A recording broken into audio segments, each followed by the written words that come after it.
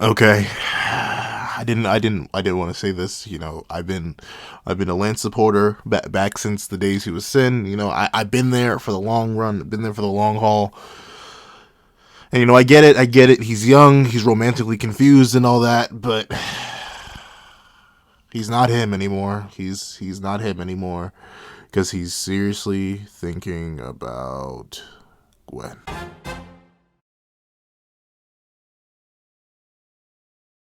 Thank you to our final patrons, Strawbones, Redwolf4765, Midnight Gemlord, and Artgoon555. Now, before we hop into this review of Chapter 81, The Battle is Over, a Fortnight of the Apocalypse, please do me a favor and leave your own thoughts on the chapter in the comment section down below. Leave a like and subscribe if you haven't already. Also, make sure you hit that little notification bell so you miss out on any videos that come to the channel. Also, I do happen to have a Patreon down below where you can support for as low as $1 a month to get these exclusive videos, early content, and more. Now, let's hop into the review. Just kidding, we have a poll. So, last week I ended up asking y'all, with everything that's been so mysterious and weird and confusing and awkward about Arthur, did we truly believe that he went all out, that he was using and had access to his full absolute power when he invaded Leonis, or not? And out of 199 votes, an overwhelming majority, I think this is it. I think this is the most polarizing poll that I've ever done. It's the two binary options, full power and not full power. Golly gee willikers, 94% of y'all said not full power. He didn't even have Excalibur, he's suppressed. And then only 6% of y'all said full power. He had the dark eyes, he was him, he was all out.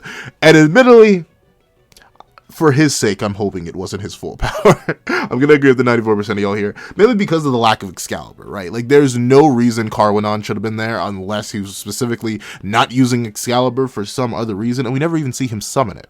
And we know a good quality weapon can amp you massively, 10 times at least. Not sure if Chaos counts as destructive magic, but I think it counts as every magic. So I think it should work out in that way.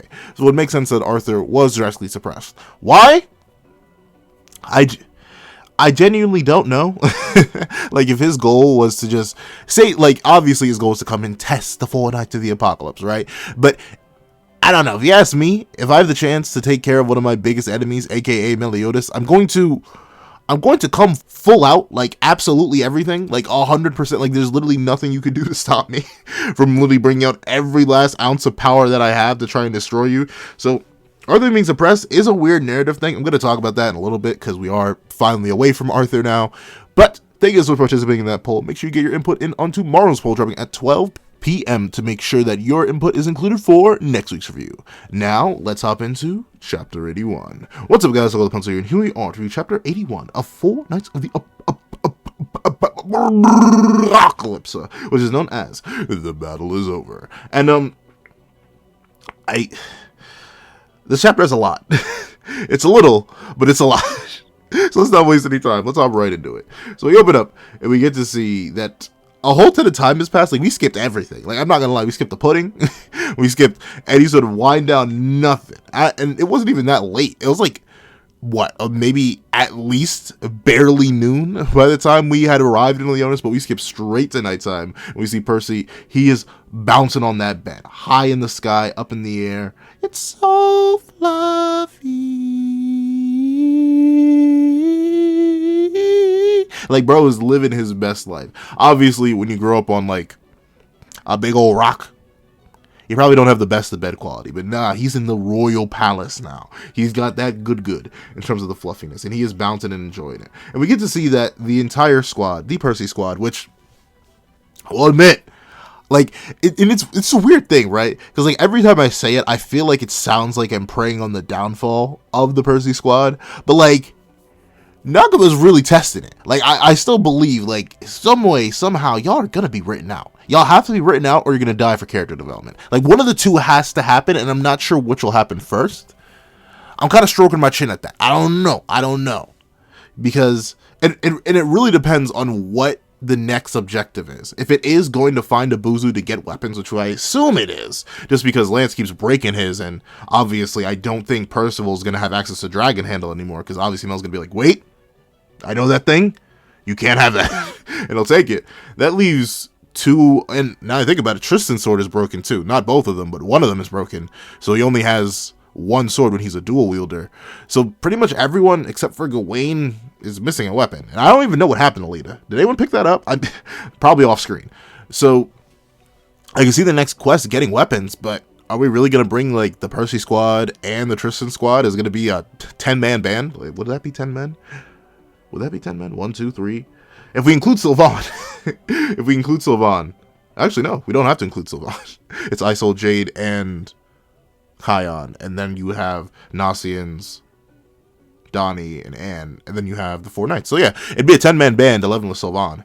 So I'm not sure. We never see Nakaba write a real 10-man band. It's always like the max he's ever had was really 7. Obviously the 7 deadly sins. So throwing in more, I'd be a little bit shocked. I mean, I'd be intrigued. Don't get me wrong. I want them to stay relevant. So please keep them relevant, Nakaba. But I know your tendencies.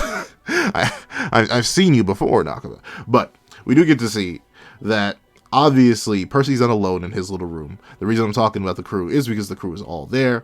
And apparently this is just supposed to be Anne's room. But they're all dressed in night clothes and they're all just hanging out together. And this is nice. You know, I appreciate little slice of life moments in my manga when it's appropriately paced. My Hero Academia. But no, with that being said, it's good to see everyone just bonding together. And apparently they all are just got dressed in these new clothes without even taking a bath. Like the bathhouse in the basement, and they just didn't do it. Y'all nasty. I mean, to be fair, then I think about it. Ew. They're all disgusting. Well, at least, maybe not Anne. Because, like, no. Ew. They're all nasty. Have they washed? Have they bathed? Then again, this is medieval times.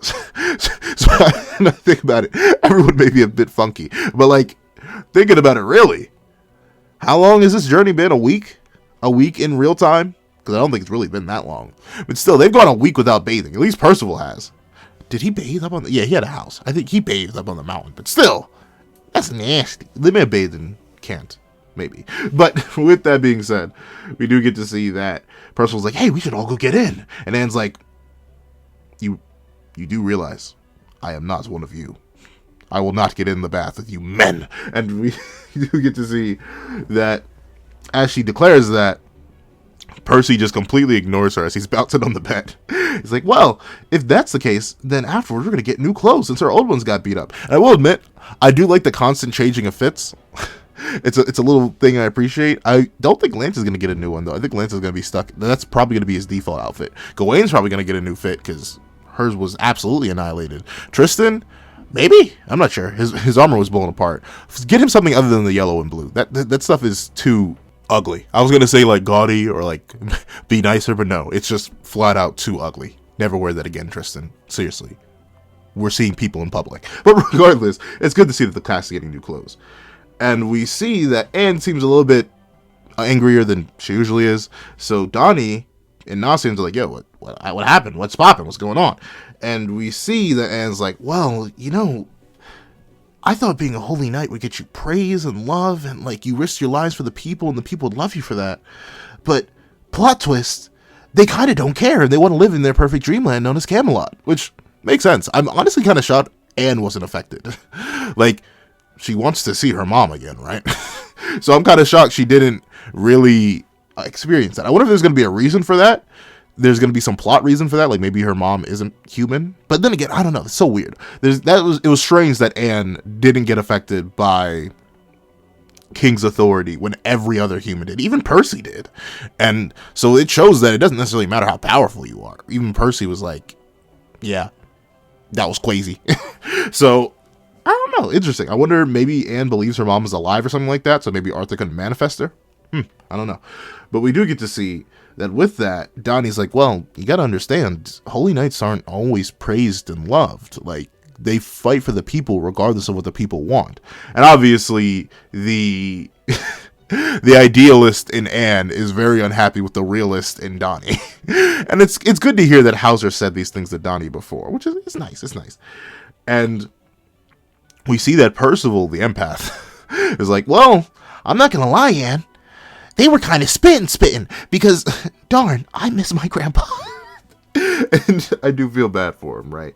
because that's the only man he knew for literally 16 years of his life. Like, all of his 16 years were spent with that one guy, so to have him taken away from him, even if he has all these new friends, even if he's going on this great, wonderful adventure, his grandfather is still the most important thing to him.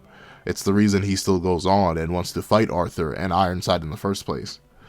So it's good to see that the effects of seeing him in Camelot has sort of swayed his own heart. And we see everyone reacts before people question, like, wait, what even is Camelot then? Like, and for that, who is King Arthur? And I love this imagery that Nakaba did for Arthur. It's once again it's a full black silhouette, so it explains why it's the soft chaos eyes, not the hard chaos eyes. What I mean by that is, I'll call it, it's weird, do I call them the dark or soft? The soft chaos eyes are when the eyes are gray with the white pupils. Meanwhile, the hard chaos eyes is when the eyes are, the sclera is black with white pupils. There you go, just in case I ever refer to them like that again later. But with that being the case, I concede Percival is the weakest knight. I was going to make a whole argument for it, but I know for a fact y'all are just going to pull up this panel, so I'm going to leave it be for now. The versus battle is canceled, because we get to see that Percy himself is like, yeah, I just couldn't fight at all. Not against King Arthur or Meligaland. I'm the only one who didn't help. And we see that Anne, who wasn't close enough, only got the King's Authority buff. She was like, was he really that powerful? And Donnie's like, powerful. That's not even the word to describe it. And we see Nasians tries to comfort Percival. He's like, no, don't worry, you fought well. If it wasn't for you, we would have been gravely injured. And this is the plan I'm talking about, where Percy screams, everyone was strong except for me. There was Gawain and Tristan, but Meliodas and Lancelot were even stronger. So it's interesting, once again, I could make an argument that Percy doesn't know what he's talking about here, because he's still very new to battle. But I will just take this as him admitting inferiority to Gawain, despite whatever you could argue as, like, relative feats or whatever. But still, with that being the case, he puts Gawain and Tristan in the same tier, and he puts Meliodas and Lance in the same tier. Interesting. It makes me wonder, like, I'm just doing, like, comparisons, right? I like, if I was doing, like, a power tier list, I wouldn't put Gawain. I would not put Gawain and Tristan in the same tier. I'd probably put Gawain in the same tier as Percy, but now above, I will admit. So, with that, though it does make sense that Lance and Meliodas are a tier higher. However, speaking of Meliodas, we do get to see that, you know, I'm not even going to comment on the what themselves, but regardless, we get to see that Anne finally hears the name Meliodas and freaks out, because she realizes that, wait, if they're talking about Meliodas, that means they met him. And obviously Anne, being a Meliodas fanboy, is like, wait, no way, Meliodas, the handsome, tall king of Leonis. Tell me what he looked like, tell me what he tasted like, tell me, did you lick his sweat? And obviously she gonna have a hard reality check, like, when she finally sees him. Like, last season even straight up says, like, oh yeah, it was a boy much smaller than Prince Tristan. And it's interesting that he says much smaller, like he's only a foot. But then we get to see that while everyone is a little bit worried about Meliodas' credibility as king, they sort of all relax a little bit and prepare to just go to the bathhouse, calm down, clean up. It's been a long day. Once again, I need to remind y'all, the day has finally ended, and the Dark Talismans arc all happened this morning. I will let y'all forget that. Half the plot happened today. Today, not even the Dark Talismans plot. Meeting Gother happened today. A lot happened. A lot transpired. However, with that being the case, we get more allusions to Nasians. Whatever. We'll talk about that separately. But we do get to see another part of Leonis in another land. The stars are shining down, and someone is recounting the losses, the sacrifices, if you will. 2 holy knights, 3 giants, 7 fairies, and 1 war prisoner. Well, we were able to stop the sacrifices against 2 of the 10 commandments, and King Arthur. That's pretty impressive. And notably, it is Thetis and Lancelot who are looking over the leftover corpse of Meligaland. Like, I mean, I guess they never did get vaporized. It just seems weird to me. Like, I kind of just, for some reason my brain went, oh yeah, they just disintegrated or something. I don't know why. Like, my brain didn't even think that their corpses would still be left here, but yeah, there is a whole crater, and there is a corpse. And we do get to see that Thetis, for some reason, seems pitied, or like has pity for these two commandments, Galand and Melascula, to think Chaos would plant false memories and manipulate them into another defeat. And notably, we see Lance question, you're praying for the souls of the ones who slaughtered 13 people. You really are a weirdo, Master Thetis. I'm not praying, I just pity them. And it's not 13 people, but 12. It seems you made a strong showing against King Arthur, Lancelot. So, before we get into the power scaling thing here, obviously I'm 100% on the train that Thetis is just Derriere. Not only do they look kind of similar, like literally cut off Thetis' dreads and... not dreads, her pigtails that make her look like Diane, and you literally have Derriere's short haircut, but also the fact that she seems to have pity for the 10 Commandments. She's one of them, or at least was one of them. She once viewed Melascula and Galand as comrades in arms. If you remember, she literally fought alongside Galand in her previous life, way, way, way long ago in the original Holy War. So, obviously, she would have some feelings seeing them die again. They were given a second chance at life, only to be manipulated and used. And it is sad. Like, admittedly, I don't care that much about Melascula. I'm smoking her pack just fine. But regardless, I love Galand. So I was really hoping he would live, at least. Like, what if Galand survived? I may have to write that what if. But regardless, we do get to see that apparently we ain't the only ones power scaled out the verse, because in the verse they're scaling, because Thetis is like, well, if you made such a good showing against King Lancelot, and with skills like not King Lancelot, King Arthur, and skills like yours, realistically, no prisoner should have escaped your grasp, or at least no assassin should have been able to come in and take one of our greatest assets. What happened? And we see that Lancelot, he turns his head away, and he comes up with an excuse. He's like, that's because I decided I couldn't lift the magical restraint you set up. There was no other choice but to let her silence him. Smells like a lie, like 100%. He just didn't want to attack Jericho all out, which is once again why I don't think Jericho scales above Meligaland. I think it's literally just Lance being biased. But then again, that's the thing. Jericho's in a really weird spot, because unless only Lance got the crazy amp from that world beyond that they were both in, then it's only Lance, and Jericho is just like stronger Holy Knight level. Like, that's it. That's all she has. However, if she is stronger, like a fraction as strong as Lance is, then she should scale above Meligaland. I don't know. She's in a very weird spot scaling wise, but essentially Thetis just points out that, yeah, no matter what, no matter where she scales, you should be able to one-shot her. And we see that Thetis is like, yo, I get it, she's your master and all that. That's cool, neat, and wonderful, but you do realize that POW was the only way we could have hypothetically gotten into Camelot. We were so close to having a lead into getting into that actual realm, and now you have let that slip between our grasp.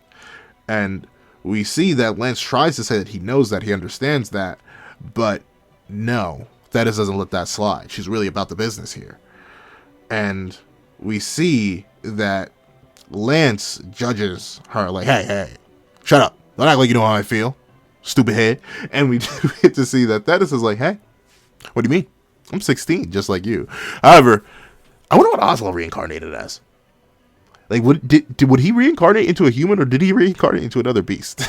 Because it kind of sucked that he got reincarnated into a beast in the first place. Well, I guess I gave him longevity. But still, like, if this is Derriere, where's Oslo? Because the reason Derriere remembers is because Mael did a good thing, and he ended up giving her the reincarnation spell where she would remember her previous life in the next life.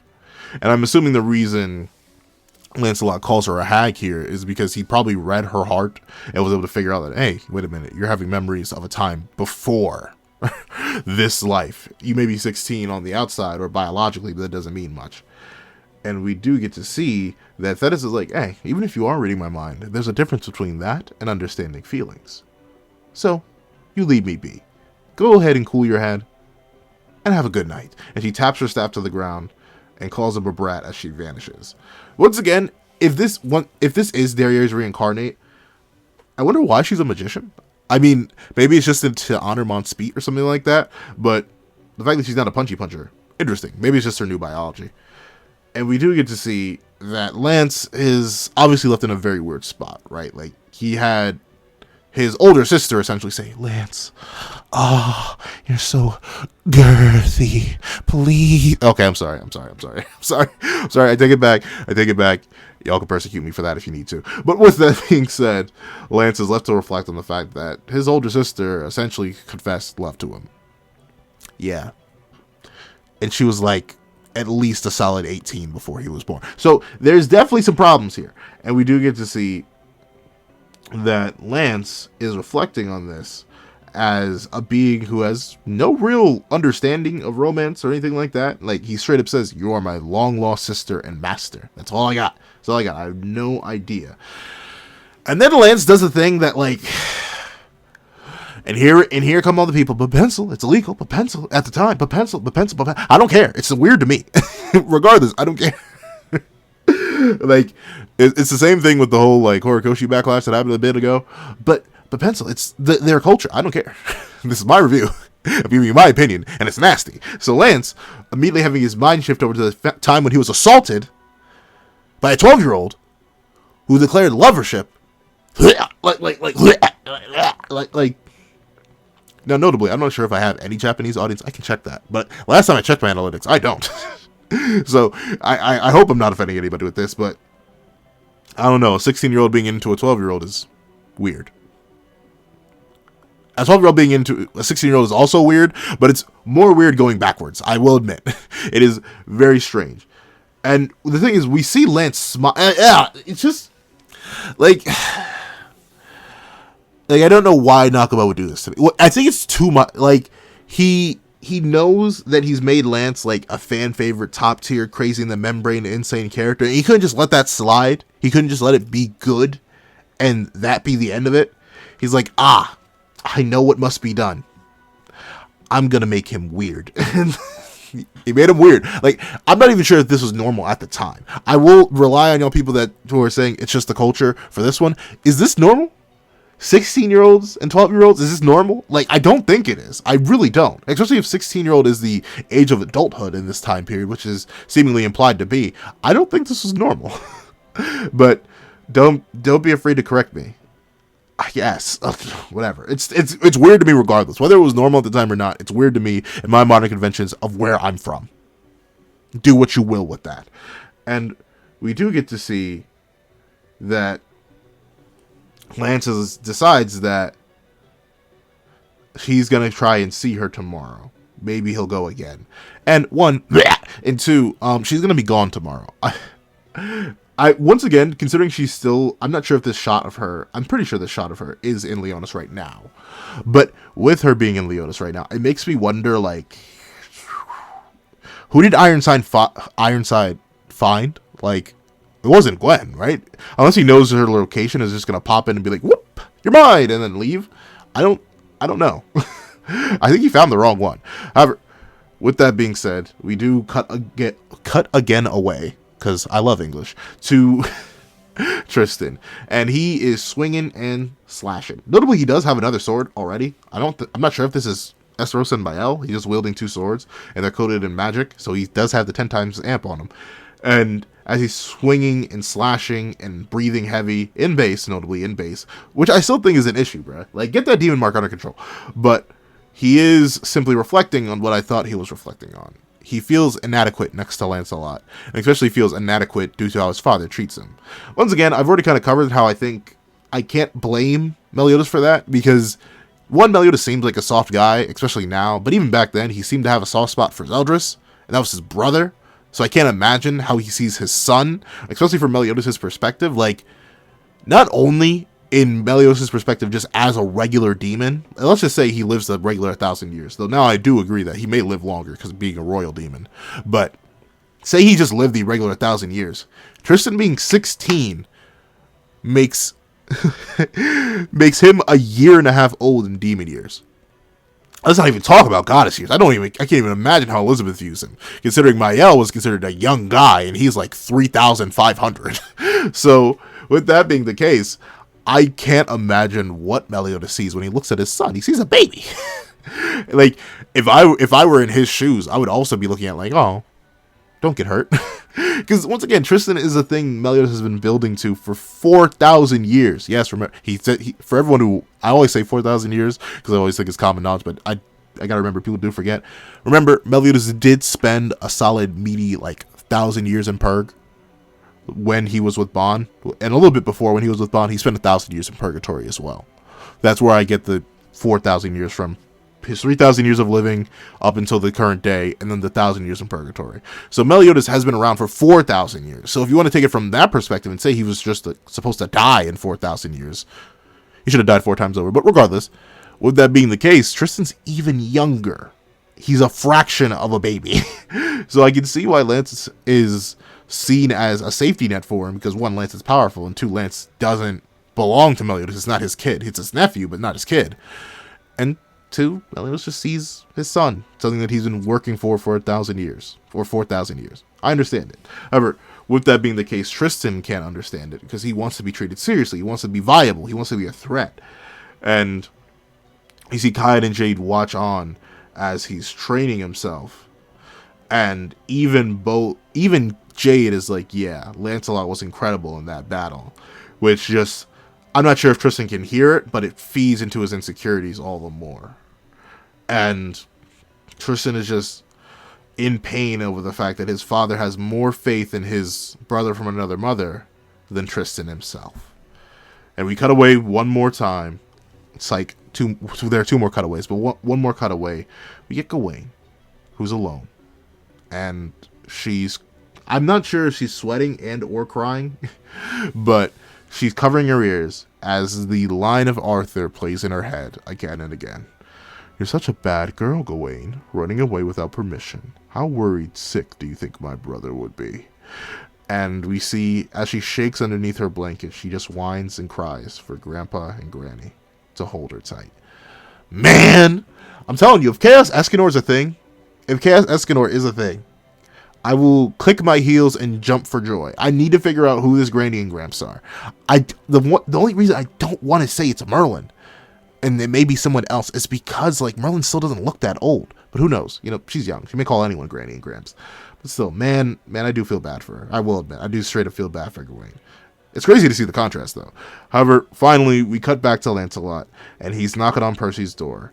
And, well, I'm assuming this is Anne's door still, but he comes back from his night stroll, and he's like, hey, Percy, you guys still up? I know it's super late, but you want to grab a bite to eat? All 5 of us. There's a pretty good restaurant in town that stays open late. I'm coming in. And we see Lancelot, ever the lonely at number 1, look over everyone else, asleep on the bed. And as the chapter says, just for today, have a good night. And it's nice to see that both Anne and Nasians are just cuddled up around Percy. Meanwhile, Donnie's stuck on the floor and is currently being strangled by Percy's legs. Don't know how he's doing it, but I guess Donnie's lifting something in the room because he has his hand lifted up in the telekinesis grip. So I wonder. However, that was a very nice chapter. It was very much a wind down chapter. It sets up some stuff for the future, like Lancelot's new interest in Guinevere, and obviously Thetis' whole connection to Derriere in her previous life being more teased at. I'm not sure if we're ever going to get like a verbal confirmation of that, but I think it's pretty obvious at this point. We have Percy's insecurities about Camelot and what he would hypothetically do if he did have the opportunity to see his grandfather. There's a lot of good stuff in this chapter. It's a nice wind down chapter. I think you do need this chapter after all the high octane, insane, in the membrane action we've been having these past couple chapters. So I think it works out. However, that's what I think. Please tell me what you guys think in the comment section down below. Thank you guys so much for watching. Remember to like, share, comment, and subscribe. Make sure the notification bell so you miss out on any videos that come to the channel. Also, I do a Patreon down below. You can support for as low as $1 a month. Get these exclusive videos, early content, and more. Thank you guys so much for watching once again, and I hope you guys have a wonderful day. This is That Guy with a Pencil, writing off.